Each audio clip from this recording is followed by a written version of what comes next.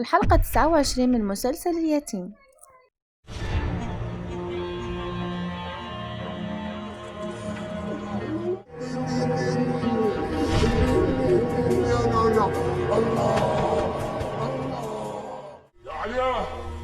لا تعذب حالك، ما رح ترد عليك لأن ما لهم.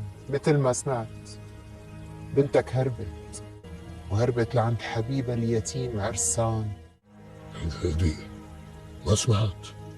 لا سمعت منيح. تبدأ الحلقة 30 بعد الجريمة التي حصلت فعلا داخل المضافة. فبعد أن أصبحت المرأة المجنونة قريبة جدا من كشف السر، قرر الزعيم هائل إنهاء الأمر بالكامل وإسكاتها نهائيا. لكن المشكلة أن هذه الجريمة لم تنهي الحقيقة كما كان يتوقع، بل فتحت الباب لمرحلة أخطر. لكن قبل أن نكمل، اكتبوا في التعليقات من أي بلد تشاهدون هذا الفيديو. هل من سوريا أم من العراق أم من لبنان أم من فلسطين أم من مصر أم من الخليج العربي؟ اكتبوا اسم بلدكم في التعليقات.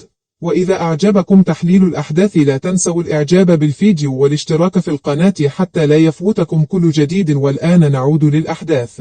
فبعد ما حصل داخل المضافة، يبدأ الزعيم بمحاولة تغطية كل شيء بسرعة، ويهدد كل من كان موجودا هناك حتى لا يخرج أي كلام، لأن أي تفصيل صغير قد يفضح ما حدث ويكشف السر الذي حاول دفنه لسنوات طويلة. لكن المفاجأة أن الأمور بدأت تخرج عن سيطرته، لأن الشكوك بدأت تنتشر في الحرة، وهناك من بدأ يربط بين اختفاء المجنونة وبين تحركات الزعيم الأخيرة، وفي نفس الوقت تتصاعد المواجهة مع عرسان. فالزعيم لم يعد يراه مجرد شاب، بل أصبح خطرا حقيقيا بعد اقترابه من الحقيقة، ولهذا بدأ يفكر بإبعاده عن الحرة بأي طريقة. لكن الصدمة الأكبر التي لم يتوقعها الزعيم هي ما يخص ابنته عالية. فبعد كل الضغوط التي عاشتها، هربت من بيت والدها واتجهت نحو عرسان، في خطوة تعتبر تحديا مباشرا لسلطة الزعيم أمام الجميع. وهنا تتحول القصة إلى صراع مفتوح،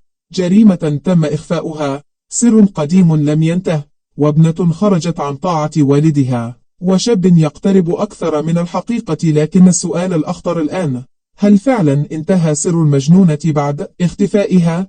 أم أن هناك من يعرف ما حدث وسيكشفه في أي لحظة؟ وهل سينجح الزعيم في السيطرة على الوضع بعد هروب ابنته؟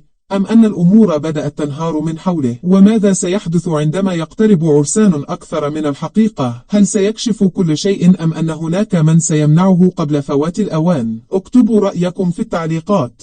برأيكم، هل بدأت نهاية الزعيم هائل فعلا، أم أن لديه خطة أخيرة لم تظهر بعد؟